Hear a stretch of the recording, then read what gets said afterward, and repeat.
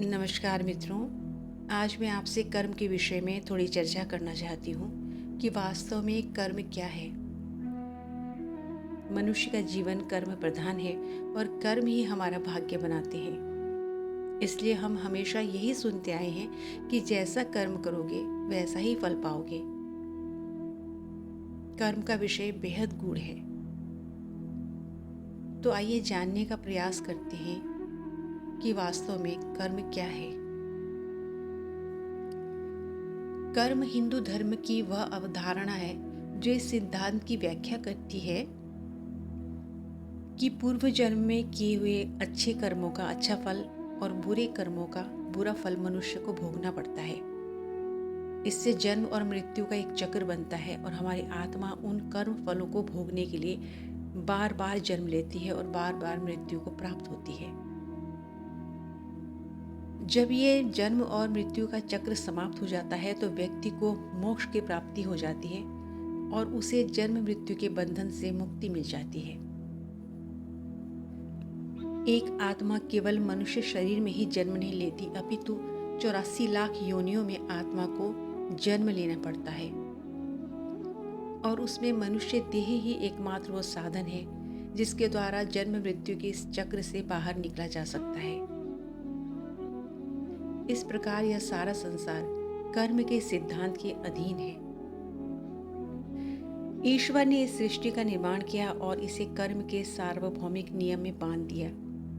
कर्म का यह सिद्धांत कहता है कि जो जैसा कर्म करेगा उसको वैसा ही फल मिलेगा। ईश्वर ने हमें कर्म करने के लिए स्वतंत्रता प्रदान की है, किंतु जो कर्म हम करेंगे उसका फल भोगने के लिए हम बाध्य रहेंगे, अर्थात वो फल हमें भोगना ही पड़ेगा। इंसान अपने जीवन में अनगिनत कर्म करता है।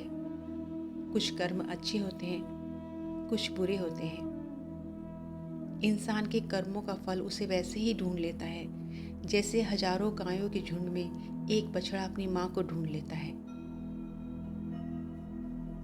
इन्हीं कर्मों में बंधा जीव सारा जीवन सुख और दुख की चक्की में पिसता रहता है और इसी कर्म चक्र के कारण संसार में हमारा आवागमन होता रहता है। अक्सर लोग कहते हैं कि जीवन भर अच्छे कर्म करो, सबका भला करो, किसी का दिल मत दुखाओ, बस अच्छा करो, तुम्हारा भी अच्छा ही होगा। लेकिन यह कर्म सकाम कर्म हुआ, अर्थात फल की इच्छा से किया गया कोई भी कर्म हमारे बंधन का कारण बनता है, अर्थात हमें आवागमन के चक्र में बांधता है। किंतु निष्काम कर्म अर्थात बिना फल की इच्छा किए सबका हित करना हमें मोक्ष की ओर ले जाता है। ऐसे ही कर्म को पूर्ण माना जाता है, वरना फल की आशा से किए गए सभी कर्म अपूर्ण हैं।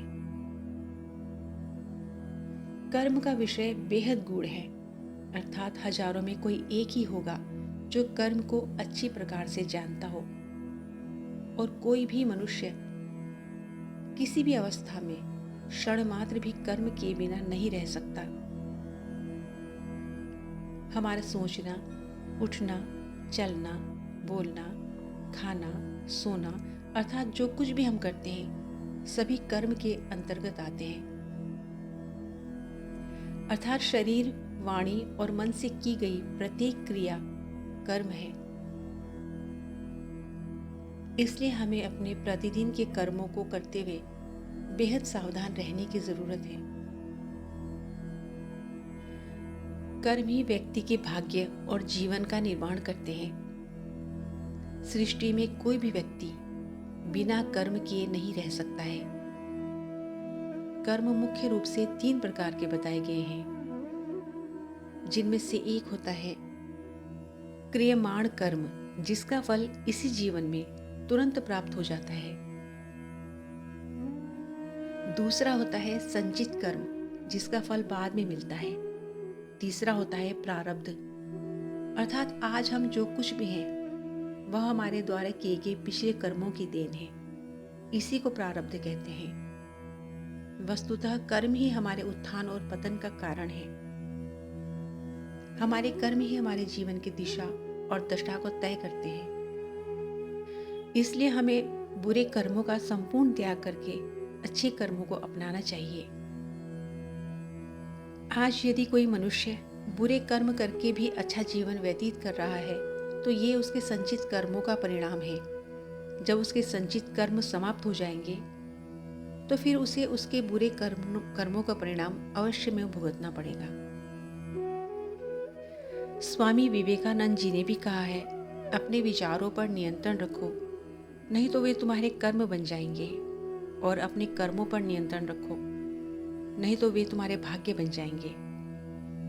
कोई किसी के दुख का कारण नहीं होता, ये तो अपने ही कर्म होते हैं जिसकी वजह से दुख उठाने पड़ते हैं।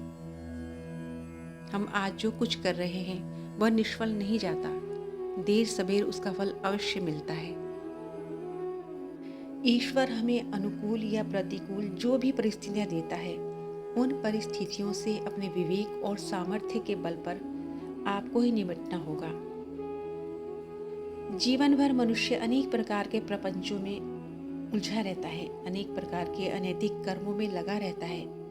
क्या होता है कि भविष्य की चिंता में हम अपना वर्तमान भी बिगाड़ लेते हैं, और इसका परिणाम केवल और केवल दुख प्राप्त करना है।